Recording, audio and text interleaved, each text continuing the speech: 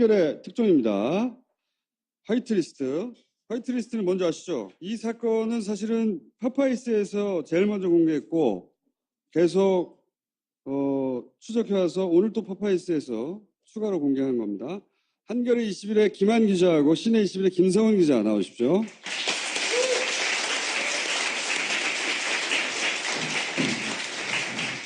모태펀드가 화이트리스트의 엔진과 같은 거거든요. 모태펀드를 통해 가지고 화이트리스트 영화들을 막 밀어주는 거였는데 그걸 처음으로 발견한 사람이에요. 그렇죠? 네, 반갑습니다. 네.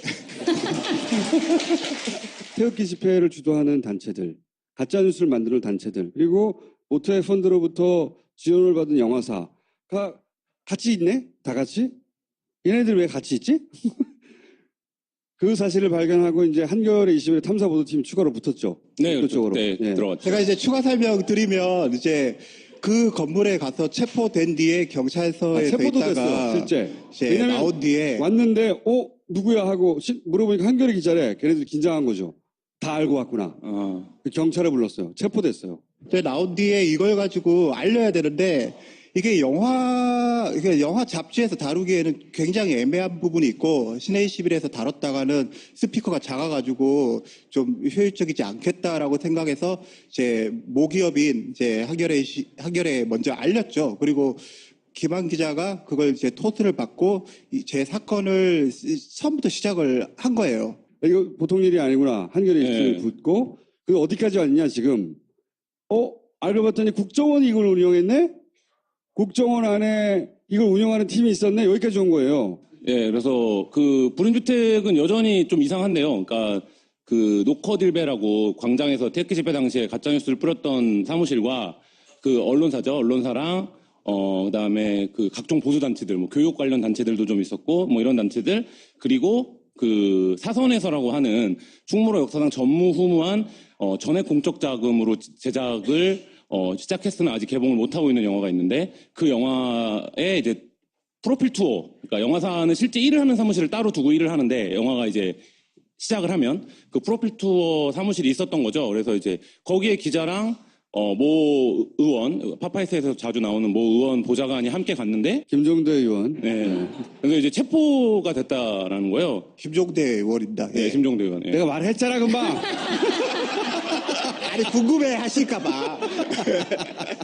저희는 이제 기자 감각으로 이상하잖아요. 기자가 왜 체포가 됐지? 보통 이제 이렇게 한겨레 21 이렇게 탐사보도 하는 데라면 막 난리 쳤겠죠. 네, 들어 누워버리겠죠. 네, 들어 누웠구나. 근데 신의 21 기자인 저분은 아니 여기 네 하고 따라갔어요. 품성이 심지어는 구치장에 네 하고 들어갔어요. 그 공간에 있었던 단체들이 그만큼 이제 말하자면 만만치 않았다라는 것의 반증이기도 한데 그래서 시작을 하게 된 거고 처음부터 그들이 다 모여 있었다는 걸 알았던 건 아니에요. 그러니까요. 처음에 그 건물에 간 영화사와 가짜뉴스 노커딜베라는 가짜뉴스가 같은 주소지로 등록되어 있는 거예요. 등기부 등본을 떼보니까. 제가 고마운 거는 잊어버리기 전에 말하는데 그 저수지 게임을 유일하게 보도해준 매체예요. 네. 감사합니다. 다른 데서는 안 다뤄주거든요, 지금. 네. 박근혜 정부 시절에 그 태극기 집회가 막 태동하던 무렵에 이것이 너무 그 이전과는 이전에는 없던 굉장히 조직적이고 자금력이 풍부해 보이는 대규모로. 어떤 집회, 대규모로 시작이 돼서 그 백그라운드가 뭘까가 그때 관심을 갖고 취재를 하고 있을 때 이제 그걸 알게 됐고 그래서 그 취재를 계속 하게 된 거죠. 그러니까 그 화이트리스트, 블랙리스트의 정반대 개념인 정부가 밀어주는 국뽕영화, 그 영화를 밀어주는 주체나 태극기 집회를 주동하는 주체나 그리고 가짜뉴스를 만드는 주체나 다 똑같다는 거죠. 네. 한 라인에서 나왔다. 이걸 추정해 볼 수 있는 건데 그래서 막 따라갔더니 국정원 엔터팀이 튀어나왔다는 거죠. 이거는 제가 엔터팀이라는 얘기를 처음 들었던 거는 5월 무렵이었어요. 그렇죠. 5월 무렵. 모 영화 관계자한테 국정원 안에 엔터팀이 있다. 정확한 표현은 예능팀이 있었다라고. 아니, 보통은 아이돌 회사에 엔터라는 단어가 붙잖아요. 근데 국정원에 엔터팀이 있었다고 하니까 저희도 듣고는 아니 무슨 그 제보를 바탕으로 해서 국정원 직원이 영화를 제의했다. 그때 저희가 처음 들었던 거는 이제 뭐 이승만 관련 영화를 만들자고 국정원이 했었다라고 해서 쭉 알아봤죠. 그래서 이제 이승만 관련된 영화가 제작됐던 흐름이 있었는지 뭐 이런 걸 알아봤는데 잘 안 밟혔어요. 그것들이 이제 연관성들이. 그러다가 그 자리에 있었다라는 감독도 저희가 그때 이미 다 알고 들었는데, 꼭 그걸 이제 확인하는 과정이 있었고, 그 확인하는 과정을 통해서, 지난번에 제가 이제 알파팀 때 여기 한번 나왔던 것 같은데, 네. 그때도 말씀드렸지만, 국정원 측에서 제일 어려운 건 그 국정원 직원이 실제 하는지를 확인하는 겁니다. 네. 그 국정원 직원이 실제 하는지가 확인이 되어야 일단, 내가 취재한 내용과 제보를 받은 내용이 사실인지를 확정할 수 있기 때문에, 어느 정도까지가 사실이다 특정할 수 있기 때문에, 근데 이제 이 영화계 관계자들의 특징이 기억이 정확하지가 않아요. 그래서 아니야, 일부러 그렇게 얘기할 수도 뭐 있어. 그럴 수도 있고. 그래서 이름을 막 여러 개를 말해요. 그러니까 예를 들면 김어준이라고도 했다가 김아준이라고도 했다가 갑자기 이런 식으로 주진우 하는 나오고. 거예요. 예. 아닌데 그럼 김 씨가 아닌가? 뭐 이러고 하고 그래서 그 이름을 좁히고 이름을 확인하고 하는 과정에서 이름을 특정을 해내게 됐죠. 이름을 특정을 하고 그 이름들이 국정원에서 어떤 일을 했는가를 확인을 했더니 지금 이제 보시는 이 그림이 나오는 건데요. 추명호 국장 산하에 문화담당 5 암흑의 처장이 관할하는 엔터테인먼트 파트가 있었다. 그 엔터테인먼트 파트에서 누가 있었냐라고 취재를 해보니 그 엔터테인먼트 파트에서 일했던 이름들이 저희가 취재 과정에서 확인했던 국정원 직원들이었던 거죠. 그래서 저희가 이제 직접적으로 확인한 건 최소 2명이고요. 이 최소 2명 이상이 이제 활동을 했을 것으로 추정이 되고 이들이 했던 활동들은 크게 말하면 박근혜 전 대통령과 관련된 키워드 정보들을 수집을 하는 거예요. 그래서 어떤 영화, 뭐 영화, 여러분 이 중에는 보신 분들도 있는 기억하실 거예요. 네. 개봉한 상업 영화인데 이 개봉한 상업 영화에 박정희 대통령이 등장하는 장면이 한 씬 딱 나오는데 그거를 미리 알고 그 영화에 왜 박정희가 나오냐라고 이제 물어본 거죠. 그 영화 투자 및 관계자들한테. 그래서 시나리오 좀 보자. 그래서 시나리오를 이제 받아간 거고. 이상하다 생각을 했던 게 저 영화에서 박정희 대통령이 되게 나쁘게 묘사가 되지 않거든요. 굉장히 박정희 대통령 덕분에 주인공이 이렇게 뭐 어떤 일을 키워드로 달성하는데 잡는 거죠. 키워드인 거죠. 그렇다는 얘기는 기본적으로 시나리오 단계나 네, 아니면 그 기획사에 돌아다니는 시나리오를 다 걔네들 수집한다는 얘기죠. 그렇죠. 예. 네. 그 의미가 되겠죠. 사전 검열을 다 통으로 전수조사한다는 거지. 네. 근데 그게 사실 불가능할 것 같지만 가능도 해요. 왜냐하면 1년에 만들어진 한국영화 제작 편수가 한정이 되어 있기 때문에 어느 정도 실제 제작 단계로 메이드되는 영화들을 다 사전에 모니터링하는 건 뭐 불가능한 일은 아니죠. 그게 직업이라고 한다면. 게다가 영화사들하고 그러면 아주 깊은 커넥션을 가지고 있다고 봐야 되는 거죠. 제작사하고. 그렇죠. 제작사한테 들어오는 시나리오를 넘겨준다는 얘기예요. 그 증언은 구체적으로 저희도 들었습니다. 예를 들면 그래서 국정원 직원이 박정희 왜 나오냐고 서초동 법원 앞에서 만나서 카페에서 만나자고 해서 갔더니 국정원 직원이 있었고 국정원 직원이 뭐 이런저런 세상 돌아가는 얘기 하다가 영화판 돌아가는 얘기 하다가 그 영화에 박정희가 왜 나오냐. 근데 자기는 이제 촬영 전 단계인데 이거 박정희 나오는지 어떻게 알았지? 근데 성 기자 말대로 그게 이제 박정희가 부정적으로 묘사되는 게 아니라서 자기가 시나리오를 줬다는 거예요. 근데 이미 자기 느낌에는 시나리오를 당연히 보고 왔으니까 그걸 아는 건데도 그 영화 제작사 단계에서 시나리오들을 국정원이 다 받아가고 영화 제작사들은 국정원이 달라고 하면 어떻게 안 줘요. 준다는 거고. 네, 그렇죠. 근데 감독이 박정희를 등장시키든 말든 지들이 무슨 상관이냐고. 그렇죠. 그 박정희 왜 등장하냐고 그러면 사실은 나한테 물어봤으면 그랬을 텐데. 아니 영화인들을 만나가지고 뭐 이런 영화를 누가 찍냐 이런 걸 묻는 것 자체가 그 일이 사실은 신의20의 기자들이 하는 일이에요. 그 취재원들 만나가지고 어떤 영화 제작 들어갑니까? 촬영 언제 시작합니까? 근데 그거는 그걸 요원들이 했다는 기사를 거죠. 쓰려고 하는 거고 여기는 검열하려고 하는 거죠. 근데 실제로 그렇게 국정원 직원이 투자 배급사 직원들이나 임원들한테 얘기를 하면 그 직원들은 얘기해 줄 수밖에 없는 상황인 그렇죠. 건가요? 국정원 직원이 5, 6급만 돌아다녀도 대기업은 상무급 이상 임원들을 다 만날 수 있고요. 법원은 심지어 뭐 법원장들도 국정원 아이오들 기간 출입하는 뭐 4급, 5급들이랑 만나니까. 국정원 요원이라고 하면 일반 사기업에서 네. 꺼져 이럴 수가 없잖아요. 일반 사기업에서 민원인이 와도 꺼져 이러진 않잖아요. 저는 합니다.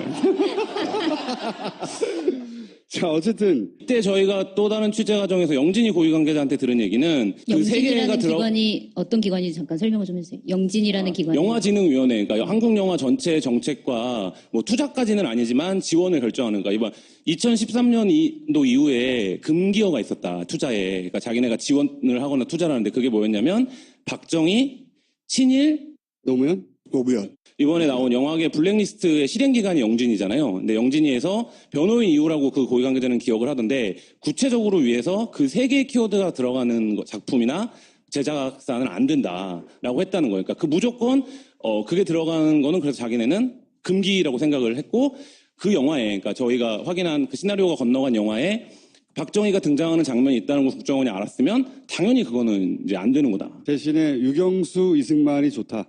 그 당시에 영진이 관계자의 표현을 빌자면 휴면 영화인들이 대거 이제 기립을 하신 거예요. 휴면. 그러니까 쉬고 계시던. 오래전에 뭐 한 70년대 무슨 방화 시절에 영화를 한 편 해보셨는데 이후에는 뭘 하셨는지 잘 모르겠는데 갑자기 자기 영화인이네 하고 오셔갖고 이거 투자 좀 해달라 뭐 이렇게 제안서들이 엄청 왔었다는 거예요. 그래서 자기네들이 돌려보내죠. 이제 영화 시장이 그래도 나름 시장의 꼴을 갖추고 고도화가 됐는데 돌려보냈는데 어떤 경우에는 계속 오더라는 거예요. 그 키워드가 뭐냐면 이승만이나 유경수 관련된 영화들은 오더라. 그래서 이 영진이 고위 관계자가 다른 영진이 그러니까 투자 관련된 파트 그리고 이 관계자가 내심 제가 분명히 국정원 끈앞풀일 거야 라고 의심하는 또 다른 영진이 관계자한테 이거 이렇게 하지 말고 메인 투자를 잡아오게 시켜라. 그러면 우리가 부분 투자는 만들어줄게. 너 그 시나리오 보내주는데 얘기해라. 이렇게 얘기를 했다는 거예요. 근데 이 사람이 내가 국정원한테 이거에 대한 오더나 지시를 받지 않았으면 후에 그 얘기를 왜 나한테 해? 이렇게 해야 되잖아요. 반응이. 근데 알았다고 그랬다는 거예요.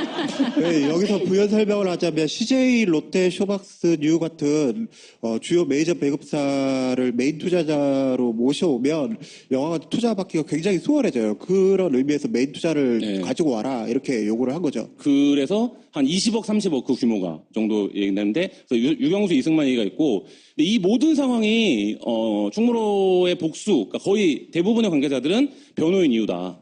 그리고 변호인 때는 어떤 일이 있었냐면 변호인 제작사가 뉴라는 영화사잖아요. 근데 지금은 뉴가 굉장히 익숙한데 이 변호인을 제작할 당시에는 약간 신생이었어요. 그래서 이 이른바 메이저 3강 체제, 그러니까 CJ, 롯데, 그 쇼박스, 그러니까 배급망까지를 갖추고 있는 회사들 사이에서 뉴가 막 이렇게 막 등장했을 실은 때였는데 강자로 부상할 때였어요. 그러니까 이제 예. 국정원 직원들이 뉴를 잘 모르는 거야. 그러니까 다른 메이저 투자사에 가서 뉴는 어떤 회사야? 뉴 제작사 대표는 성향이 어때? 뭐 이런 거를 이제 뉴에 대한 어떤 동향들을 파악하는 거죠. 변호인이 제작되고 있다라는 것을 알고 있을 때. 미리 알고. 뭐 하여튼 그래서 무슨 영화를 못 만들게 하고 뭐 유경수, 이승만 들어간 건 만들게 하고 그리고 지금 만들어지고 있는 것 중에 박정희가 등장하면 파악하고 뭐 이런 일을 했고 그리고 이건 뭡니까? 이거는 이 시절 박근혜 청와대가 움직였던 단서들이 지금 이제 그 실록처럼 남아있는 게 김영한 민정수석의 수첩이랑 안종범 수첩이잖아요. 근데 이 김영한 민정수석의 수첩과 안종범 수첩에 모두 영화 관련된 얘기가 등장해요. 그리고 김영한 수첩에는 특히 좀 많아요. 민정 라인은. 근데 뭐가 있냐면 국제시장, 제작과정, 투자자, 구등난 뭐 하고 제작과정 기간 있어야 이렇게 이제 한 메모가 있거든요. 장합과정 기간 있어야 이렇게 한 메모가 있는데 이게 개봉 초기인데 이때 이미 국제시장의 흥행을 위해서 노력해야 된다라는 어떤 지시와 오도가 있었던 거예요. 그리고 안종범 수첩에도 같은 내용이 있거든요. 그 얘기는 안종범은 이제 뭐 어디서 들었는지 모르고 어디서든 이거는 이제 김기춘 실장의 지시로 보이는데 어쨌든 이 국제시장을 흥행시키는데 청와대가 회의도 열고 지시도 내리고 했었다는 거죠. 그 당시 청와대가 그 국제시장에 대한 정보가 좀 부족했다라고 생각이 되어지는 게 뭐였냐면 국제시장 같은 경우는 CJ라는 국내에서 가장 큰 영화 투자사인데 그 국제시장 같은 건 투자를 받는데 전혀 어려움이 없었어요. 근데 사실 저는 김영하 민정수석의 저 수첩에서 저 대목을 딱 봤을 때 좀 말이 안 된다라고 생각을 했었어요. 근데 지금 이제 쭉 벌어지는 일들을 지켜보니까 드는 생각이 당시에 청와대가 국제시장을 하나의 자기네들 성향에 맞는 우파 영화라고 인식을 하고 저 영화를 좀 더 흥행을 시키기 위해서 저런 내용을 회의에서 하지 않았을까. 국제시장도 뭐 1,000만, 1,500만, 뭐 혹은 세계, 우리나라 신기록 세우고 뭐 그 정도까지 원했던가 보죠, 아마. 네, 그렇죠. 예. 그래서 저희가 이제 지금 들여다보고 있는데 그 시절에 대표적인 국뽕 영화가 사실 많지 않아요. 흥행에 성공했던 영화들이. 그런 영화들은 특징이 KBS나 MBC에 대대적으로 홍보를 해주고 그렇죠. 기본적으로. 인천 상륙작전 같은 경우에는 KBS가 30억을 투자를 했는데 영화 제작에 KBS가 단일 콘텐츠에 30억을 투자하는 경우는 없고 뭐 그 이전에도 이후에도 아마 없었을 텐데 블랙리스트를 주도한 것도 김유춘이었고 반면 화이트리스트 후원해야 한다고 얘기를 계속 했던 것도 김유춘이었는데 머릿속에 이랬던 것 같아요. 이런 영화를 막 퍼뜨리고 그러면 사람들이 의식이 이제 변해가지고 박정희, 박근혜를 막 찬양하고 그렇게 의식을 개조할 수 있다고 생각한 것 같아요. 실제로. 이게 그래서 저희가 그 국정원의 활동만 놓고 보면 예를 들면 2008년 광우병 촛불 이후에 공론장 개입을 시작하잖아요. 그 여론, 그러니까 댓글 조작을 시작하고 그 다음에 그렇게 해서 이제 공론장을 그게 이제 원세훈 전 원장의 표현에 따르면 정화와 파괴 전략인 거잖아요. 인터넷 여론장을 정화시키고 그 다음에 안 되는 것들은 다 파괴한다. 그러니까 진보적인 목소리는 다 죽여버리고 그리고 이제 종편을 만들잖아요. 그래서 이제 여론을 완전히 장악하는데 성공을 하고 그 다음에 박근혜 정부로 넘어오면서 야 근데 왜 영화판 문화예술계는 이게 안 되는 거야 이렇게. 그러니까 요 생각이 하나 있었고 또 하나는 야 우리가 이제 공론과 여론을 다 장악을 했으니 콘텐츠를 만들자. 콘텐츠를 만들면 아까 이제 KBS, MBC 얘기를 했지만 우리가 틀 때도 있고 이제 그리고 선전도 할 수 있고 뭐 이런 과정들이 복합적으로 작용을 했고 그게 국정원 차원의 플랜으로 보면 영구집권 플랜이 가동이 됐던 거죠. 그러니까 예를 들면 여론과 공론을 장악하고 이 여론과 공론을 장악해서 사람들의 의식을 변화시킨다고 하는 문화를 또 그다음 장악을 하자. 뭐 이 차원의 프로젝트들이 어떤 게 쭉 꾸준히 진행이 됐던 게 아닌가. 그리고 박근혜 정권이 영화계를 바라보는 인식 자체가 이제 어떻게 발전이 됐냐면 MB 때 이후로 그 영화계는 전부 좌파가 장악하고 있고 근데 영화계 좌파들이 너무 부자고 반면에 우파 영화인들은 너무 가난해가지고 정부 차원에서 지원을 좀 적극적으로 해줘야 된다라는 게 당시 박근혜 정권의 그 충무로를 바라보는 인식이었거든요. 그게 좀 많이 반영이 되지 않았나. 그러면서 이제 이런 것도 했다는 거 아니야. 이게 재밌는 얘기입니다. 네. 대통령이 직접 액션하는 히어물을 만들어라. 네. 만약에 이런 게 성공했다면 박근혜 대통령이 연상되는 여성 대통령이 나와가지고 뭐 비행기를 몬다든가 막 갑자기 막 폭탄을 투하한다든가 적군을 무찌른다든가 그런 영화가 탄생했을 수도 있고 희대의 코미디가 됐겠죠, 그게. 그 간첩물 영화를 연출했던 경험 있는 감독이 놀고 있는데 연락이 왔대요. 그래서 뭐 강남에 있는 어디 횟집으로 와라 라고 갔더니 또 다른 영화 감독 A씨가 있고 국정원 직원들이 있더래요. 근데 이 국정원 직원은 어떻게 알았냐면 그 간첩물 제작을 할 때 국정원에 가봤대요. 그래서 이제 그게 이제 국정원 요원이 등장하는 영화고 하니까 국정원 일종의 투어 같은 걸 시켜줬나 봐요. 그래서 그때 홍보국장이라고 말하던 사람도 자기가 보고 하고 여기가 감독입니다. 그러니까 이제 인사들 했을 거 아니에요. 근데 갔는데 이제 그 포함해서 그 사람보다 조금 높아 보이는 사람이랑 이렇게 해서 있더래요. 명함 다 받았고 그리고 이제 쭉 뭐 이런저런 얘기 거기가 좀 TK 출신이에요. 그 감독이. 그래갖고 이제 뭐 출신 학교 얘기하면서 거기 뭐 그 학교 나와서 어떻게 서울에서 대학을 가고 뭐 감독이 됐니 뭐 이런 얘기들 막 농담으로 막 하다가 갑자기 근데 미국의 에어포스원 아냐고 그러니까 이제 당연히 뭐 에어포스원을 모르는 사람이 어디 있겠어요. 영화 감독인데. 그래서 에어포스원 안다고 했더니 그거는 대통령이 나와서 막 액션도 하고 뭐 이렇게 하면 그 좋은데 흥행도 하고 전 세계적으로 충무로에 있는 영화인들이 그런 인식이 없다. 그런 인식이 있으면 문화로도 안보를 할 수 있다. 아니 그 제안을 받았어야 돼. 네, 제작비를 30억 원 정도 지원해 줄 수 있다. 뭐 이런 그 얘기를 이제 나오는데요. 직접 그래서 이 감독이 그렇게 받았다는 거예요. 뭐 블록버스터 하면 좋죠. 뭐 한국 블록버스터 하면 근데 뭐 돈이 많이 드니까. 근데 감독들은 다 블록버스터를 해보고 싶잖아요. 내가 영화 감독이면. 그래서 뭐 그런 정도로 받았대요. 얘기를. 그랬더니 그거 하면 애국영화, 국뽕영화로 그렇게 하면 거기서도 이제 여기도 뭐 단서를 달았다는 거. 소위 국뽕이라고 불리는 그런 영화 본인 하면. 스스로 국뽕이라는 표현을 했다는 자기들도 거죠. 아는 거지 국뽕인 거. 네. 아니 나 같으면 그 30억을 받고 만든다고 했어. 대통령이 처음에 등장해. 말을 타고 막. 등장해가지고 거울 앞으로 달려가서요. 거울아. 네, 그 제안을 받았다는 거예요. 그래서 근데 투자 액수를 구체적으로 30억 정도 우리가 대줄 수 있다.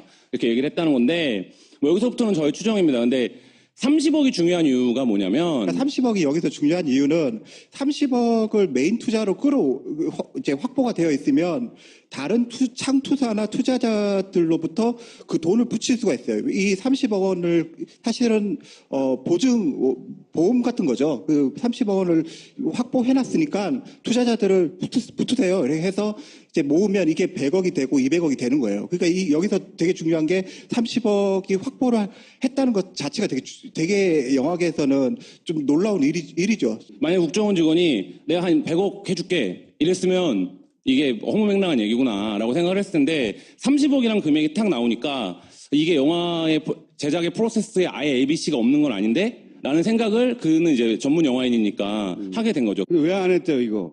근데 본인도 어쨌든 뭐 영화 감독으로서 한 편 하고 마는 것도 아니고 나는 재밌게 만들 수 있을 것 같은데. 좀 무서웠대요. 그러니까 국정원 직원이 보자 그랬을 때도 안 간다고 할까? 이러다가 또 국정원 직원이 그러니까 뭐 안 가기도 그렇고 또 무서웠고 근데 갔는데 전혀 상상도 못하는 얘기가 나오니까 영화 제작하면 30억 대주겠다 이런 얘기가 나오니까 본인도 굉장히 좀 당황했고 뭐 이런 얘기 하더라고요. 그리고 이제 30억을 어떤 돈으로 자기네들이 지원해준다는 뭐 거예요? 그렇게 구체적인 얘기까지는 하지 않았는데 어쨌든 30억 정도는 대주겠다. 30억을 확보를 하고 있다는 건데 국정원이 그러면 그게 어디서 나왔을까? 결국은 이제 세금일 수도 있다. 인천사용작전 예를 들게요. 인천사용작전은 기업은행이 30억을 투자합니다. 그리고 KBS가 30억을 투자해요. 이 두 기관은 어쨌든 그 공적 통제, 권력의 통제를 받는 이 은행과 방송사잖아요. 그렇게 해서 메이드가 딱 된 거예요. 그러니까 60억을 제작자가 쥐면 말한 대로 한 뭐 150억, 200억도 만들 수 있어요. 그 다음부터는. 왜냐하면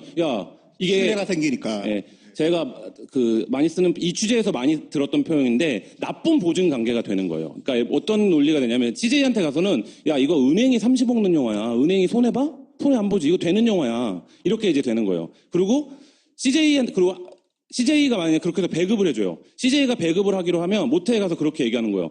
야, 극장은 다 CJ 건데 CJ가 이 영화 배급해주기로 했어. 자기네가 배급하는 영화 망하게 하겠어? 그럼 모태는 그런가? 그리고 이제 돈을 넣는 명분이 생기는 거죠. 그러니까 이 명분들을 고리고리마다 서로가 나쁜 보증을 쓰는 거고 이 나쁜 보증은 공교롭게도 권력이 마음을 먹으면 컨트롤할 수 있는 거죠. 지금까지 드러나지 않았던 새로운 범죄 혐의와 함께 추가적으로 박근혜를 기소하게 될지도 모르는 그 태극기 집회를 주도했던 단체들 중에 람보박 그러면서 막 람보박 네. 그 단체들이 문화안보라는 개념을 써요. 네, 문화안보. 네, 문화안보. 근데 저 똑같은 단어를 들어갖고 약간 좀 깜짝 놀랐거든요. 그러니까 그 국정원 직원이 문화로 안보를 할 수 있다라는 얘기를 했다는 거예요. 그래서 이 문화안보의 개념이 있었다. 이걸 파다 보면 결국 어느 지점에 만날 것 같냐면 태극기 집회를 했던 곳 그리고 가짜뉴스를 만들었던 곳 이게 다 한 통속으로 묶여서 한 뿌리로 거슬러 올라가서 그 컨트롤 타워가 나올 거라고 약간 파다 보면. 아니, 사실 문화 안보라고 하면 국정원이 이제 정말 문화 안보를 걱정한다면 미국의 할리우드나 중국의 어떤 급부상하는 영화 산업을 사실 상대로 뭔가 문화 전략을 만들어야 되는데 내부에서 그런 적들을 이거 얼마나 좋아? 예. 저는 굉장히 재밌는 시나리오가 나올 것 같아서 다음 시간에는 시나리오 공모하기로 하겠습니다. 대통령 히어로물. 대통령 히어로물의 시나리오를 A4지 반장 넘어가면 안 돼요. 이게 무슨 복잡한 얘기겠어요. A4지 반장 수준으로 메일로 보내주시면 저희가. 국정원에 보내갖고 한 30억만 내달라고. 그러니까요. 네.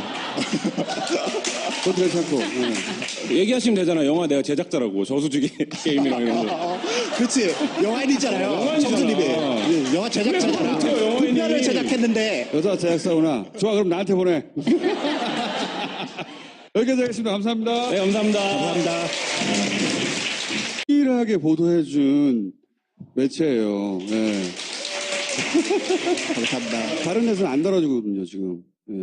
박근혜 정부 시절에 그 태극기 집회가 막 태동하던 무렵에 이것이 너무 그 이전과는 이전에는 없던 굉장히 조직적이고 자금력이 풍부해 보이는 대규모로. 어떤 집회, 대규모로 시작이 돼서 그 백그라운드가 뭘까가 그때 관심을 갖고 취재를 하고 있을 때 이제 그걸 알게 됐고 그래서 그 취재를 계속 하게 된 거죠. 그러니까 그 화이트리스트, 블랙리스트의 정반대 개념인 정부가 밀어주는 국뽕 영화, 그 영화를 밀어주는 주체나 태극기 집회를 주동하는 주체나 그리고 가짜 뉴스를 만드는 주체나 다 똑같다는 거죠. 네. 한 라인에서 나왔다. 이걸 추정해 볼 수 있는 건데 그래서 막 따라갔더니 국정원 엔터팀이 튀어나왔다는 거죠. 아, 이거는 제가 엔터팀이라는 얘기를 처음 들었던 거는 5월 무렵이었어요. 그렇죠. 5월 무렵. 모 영화 관계자한테 국정원 안에 엔터팀이 있다. 정확한 표현은 예능팀이 있었다라고.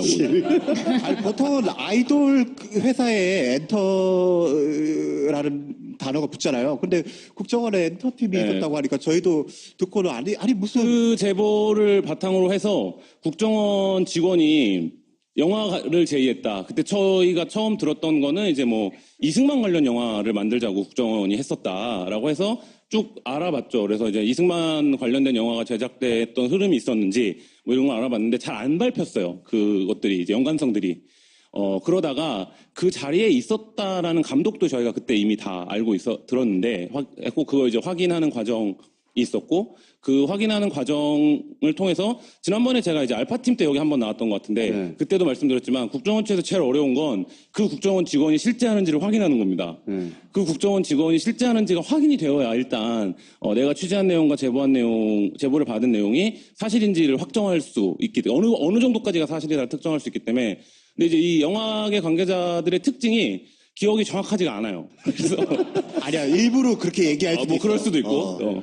그래서 이름을 막 여러 개를 말해요. 그러니까 예를 들면 김어준이라고 했다가 김아준이라고도 했다가 갑자기 이런 식으로 주진우 하는 나오고. 거예요. 예. 예. 아닌데 그럼 김 씨가 아닌가? 뭐 이러고 하고 그래서 그 이름을 좁히고 이름을 확인하고 하는 과정에서 이름을 특정을 해내게 됐죠. 이름을 특정을 하고 그 이름들이 국정원에서 어떤 일을 했는가를 확인을 했더니 지금 이제 보시는 이 그림이 나오는 건데요. 추명호 국장 산하에 문화담당 5 암흑의 처장이 관할하는 엔터테인먼트 파트가 있었다. 그 엔터테인먼트 파트에서 누가 있었냐라고 취재를 해보니 그 엔터테인먼트 파트에서 일했던 이름들이 저희가 취재 과정에서 확인했던 국정원 직원들이었던 거죠. 그래서 저희가 이제 직접적으로 확인한 건 최소 2명이고요. 이 최소 2명 이상이 이제 활동을 했을 것으로 추정이 되고 이들이 했던 활동들은 크게 말하면 박근혜 전 대통령과 관련된 키워드 정보들을 수집을 하는 거예요. 그래서 어떤 영화, 뭐 영화, 여러분 이 중에는 보신 분들도 있는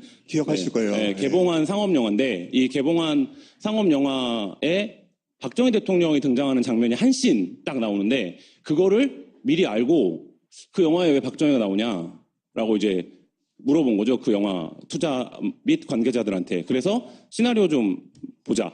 그래서 시나리오를 이제 받아간 거고. 이상하다 생각을 했던 게 저 영화에서 이걸 운영하는 팀이 있었네. 여기까지 온 거예요. 예, 그래서 그 불임주택은 여전히 좀 이상한데요. 그러니까 그 노커딜베라고 광장에서 태극기 집회 당시에 가짜뉴스를 뿌렸던 사무실과 그 언론사죠. 언론사랑 그다음에 그 각종 보수단체들, 뭐 교육 관련 단체들도 좀 있었고, 뭐 이런 단체들, 그리고 그 사선에서라고 하는 충무로 역사상 전무후무한 전액 공적 자금으로 제작을 시작했으나 아직 개봉을 못하고 있는 영화가 있는데 그 영화에 이제 프로필 투어, 그러니까 영화사는 실제 일을 하는 사무실을 따로 두고 일을 하는데 영화가 이제 시작을 하면 그 프로필 투어 사무실이 있었던 거죠. 그래서 이제 거기에 기자랑 모 의원, 파파이스에서 자주 나오는 모 의원 보좌관이 함께 갔는데, 김종대 의원. 네. 그래서 이제 체포가 됐다라는 거예요. 김종대 의원입니다. 네, 예. 김종대 의원. 예. 내가 말했잖아 금방. 아니 궁금해 하실까봐. 저희는 이제 기자 감각으로 이상하잖아요. 기자가 왜 체포가 됐지? 보통 이제 이렇게 한겨레 20일 이렇게 탐사보도 하는 데라면 막 난리 쳤겠죠. 네, 들어 누워버리겠죠. 예, 들어놓았구나. 네. 근데 신의 21 기자인 네. 저분은 아니, 여기 네 하고 따라갔어요. 품성이 심지어는 구치장에 네 하고 들어갔어요.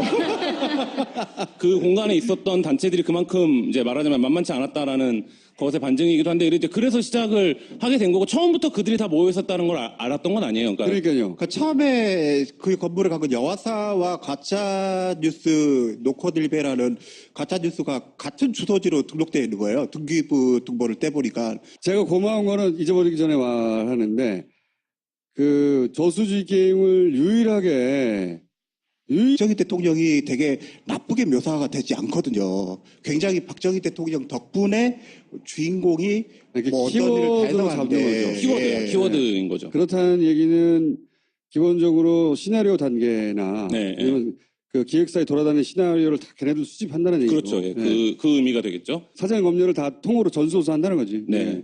근데 그게 사실 불가능할 것 같지만 가능도 해요. 왜냐하면 1년에 만들어진 한국 영화 제작 편수가 한정이 되어 있기 때문에 어느 정도 실제 제작 단계로 메이드되는 영화들을 다 사전에 모니터링하는 건 아니 뭐 불가능한 일은 아니죠. 그게 직업이라고 한다면. 게다가 영화사들하고 그러면 아주 깊은 커넥션을 가지고 있다고 봐야 되는 거죠. 제작사하고. 그렇죠. 제작사한테 들어오는 시나리오를 넘겨준다는 얘기예요. 그 증언은 구체적으로 저희도 들었습니다. 예를 들면 그래서 국정원 직원이 박정희 왜 나오냐고 서초동 법원 앞에서 만나서 카페에서 만나자고 해서 갔더니 국정원 직원이 있었고 국정원 직원이 뭐 이런저런 세상 돌아가는 얘기 하다가 영화판 돌아가는 얘기 하다가 그 영화에 박정희가 왜 나오냐. 근데 자기는 이제 촬영 전 단계인데 이거 박정희 나오는지 어떻게 알았지? 근데 성 기자 말대로 그게 이제 박정희가 부정적으로 묘사되는 게 아니라서 자기가 시나리오를 줬다는 거예요. 근데 이미 자기 느낌에는 시나리오를 당연히 보고 왔으니까 그걸 아는 건데도 그 영화 제작사 단계에서 시나리오들을 국정원이 다 받아가고 영화 제작사들은 국정원이 달라고 하면 어떻게 안 줘요. 준다는 거고. 네, 그렇죠. 근데 감독이 박정희를 등장시키든 말든 지들이 무슨 상관이냐고. 그렇죠. 그 박정희 왜 등장하냐고 그러면 사실은 나한테 물어봤으면 그랬을 텐데. 아니 영화인들을 만나가지고 뭐 이런 영화를 누가 찍냐 이런 걸 묻는 것 자체가 그 일이 사실은 신의22 기자들이 하는 일이에요. 한결의 특종입니다. 화이트리스트. 화이트리스트는 뭔지 아시죠? 이 사건은 사실은 파파이스에서 제일 먼저 공개했고 계속 추적해와서 오늘 또 파파이스에서 추가로 공개한 겁니다. 한겨레 21의 김한 기자하고 신의 21의 김성은 기자 나오십시오.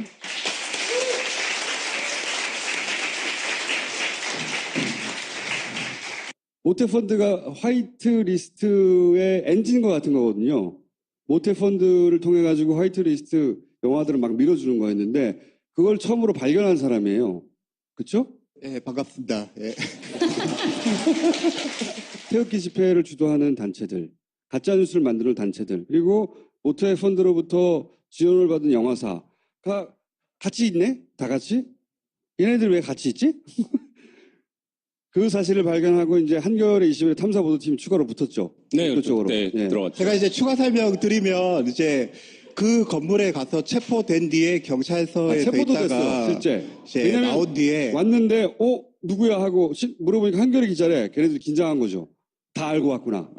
그 경찰에 불렀어요. 체포됐어요. 이제 나온 뒤에 이걸 가지고 알려야 되는데 이게 영화 잡지에서 다루기에는 굉장히 애매한 부분이 있고 신의21에서 다뤘다가는 스피커가 작아가지고 좀 효율적이지 않겠다라고 생각해서 이제 모기업인 이제 한겨레에 먼저 알렸죠. 그리고 김한 기자가 그걸 이제 토스를 받고 제 사건을 처음부터 시작을 한 거예요. 이거 보통 일이 아니구나. 한겨레 입술을 붙고 그 어디까지 왔냐 지금. 알고 봤더니 국정원이 이걸 운영했네? 국정원 안에